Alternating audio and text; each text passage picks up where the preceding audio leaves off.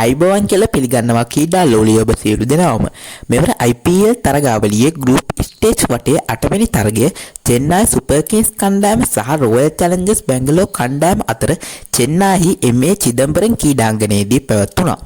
මෙම තරගයේ ප්‍රතිඵලයට පෙළ royal Challengers Bangalore කණ්ඩායම පෙසාදු ලකුණු සටහනේ පළමු ස්ථානයේ සහ චෙන්නයි සුපර් කිංස් කණ්ඩායම පෙසාදු ලකුණු සටහනේ 4 වන ස්ථානයේ රැඳී සිටියා. මෙම තරගයේ කාසියවාසිය දිනාගත් චෙන්නයි සුපර් කිංස් නායක රුතුරාජ් ගයික්වඩ් ප්‍රථමයෙන් පන්දු යැවීමට තීරණය කරා.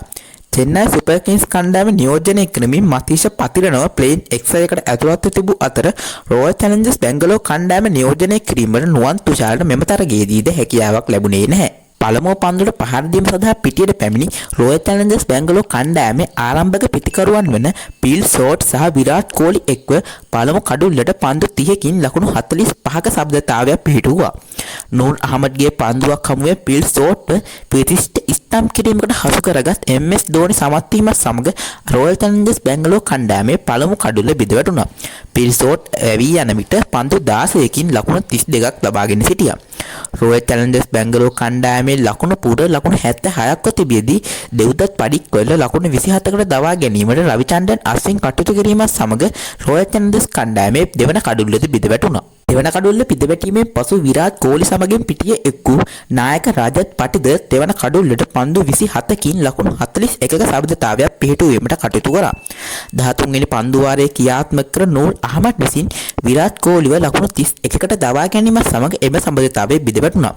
නැවතත් ක්‍රියාත්මක වූ නූර් අහමඩ් ඔහු යවූ 16 වෙනි පන්දු වාරයේ ලියම් ලිවිස්ටන් දවා ගැනීමත් සමග රොයල් චැලෙන්ජර්ස් කණ්ඩායමේ 4 වන කඩුල්ලද බිඳවැටුණා. එක් අන්තයක කඩුල බිඳවැටෙද්දී අනෙක් අන්තය ආරක්ෂා කරගනිමින් ක්‍රීඩා කර නායක රජත් පටිදර් පන්දු 32කින් ලකුණු 51ක් රැස් කිරීමට සමත් වුණා. මතීෂ පතිරණ විසින් ක්‍රියාත්මක කර 19 වන පන්දු වාරයේ පළමු පන්දුවේදී අද සතකයක් ලබා සිටි රජත් පටිදර්ව සහ 4 වන පන්දුවේදී කුරුණර් පාණ්ඩ්‍යව දවා ගැනීමට ඔහු සමත් වුණා. ඔහු එම පන්දු වාරය තුලදී ප්‍රතිවාංජින්න ලබා දුන්නේ 1 ලකුණක් පමණයි. කෙසේ වෙතත් අවසන් පන්දු වාරයේ ක්‍රියාත්මක වූ ටින් ඩේවිඩ් එම පන්දු වාරයේදී පිට 6 පහරවල් 3ක් එල්ල කිරීමත් සමග පන්දු වාර 20 අවසානයේ රොයල් චැලෙන්ජර්ස් බැංගලෝර් ලකුණු පූර්ව කඩලු 7ක් දැවී ලකුණු 196ක් ලෙස දිස් වුණා. රොයල් චැලෙන්ජර්ස් බැංගලෝර් වෙනුවෙන් වැඩිම ලකුණුලාභියා වූ නායක රජත් පටිදර් ලකුණු 51ක් රැස් කිරීමට සමත් වුණා.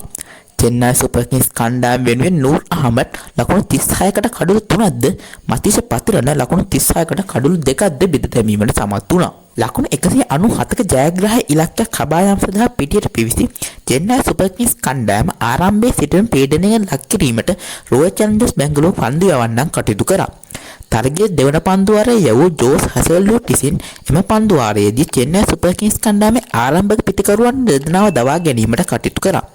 ඉන්පසුව නැවතත් ක්‍රියාත්මක වූ භුවනේශ්වර් කුමාර් තරගයේ 5 වන පන්දු වාරයේදී දීපක් කූඩාව දවා ගැනීමත් සමග චෙන්නයි සුපර් කිංස් කණ්ඩායමේ තෙවන කඩුල්ලද බිඳවැටුණා.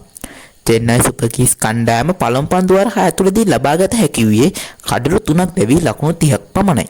තරගයේ 8 වන පන්දු වාරයේ ක්‍රියාත්මක කර ලියම් ලිවිස්ටන් එම පන්දු වාරයේදී සෑම් කරන්න සහ 13 වන පන්දු වාරයේ ක්‍රියාත්මක කර යෂ් ඩයල් විසින් එම පන්දු වාරයේදී රචින් රවින්ද්‍රව සහ ශිවන් ඩුබේව දවා ගැනීමට කටයුතු කිරීමත් සමග චෙන්නයි සුපර් කිංස් කණ්ඩායමේ ලකුණු පූර්ව පන්දු වාර 13ක් අවසානයේදී කඩලු 6කට ලකුණු 80ක් ලෙස අසීරු තත්ත්වයක් පෙන්නුම් කළා. ඉන්පසු පිටියට පැමිණි කිසිදු පිටිකරුවෙකුට පිටිය තුළ ස්ථාවර වීමට රොයල් චැලෙන්ජර්ස් බැංගලෝර් පන්දු යවන්නන් ඉඩ ලැබුවේ නැහැ.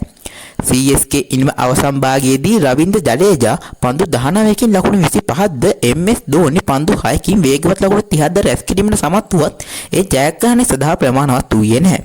ඒ අනුව පන්දු වාර 20ක් අවසානයේ චෙන්නයි සුපර් කිංස් කණ්ඩායමට රැස් කරගත හැකි වූයේ කඩලු 8ක් දැවී ලකුණු 146ක් පමණයි.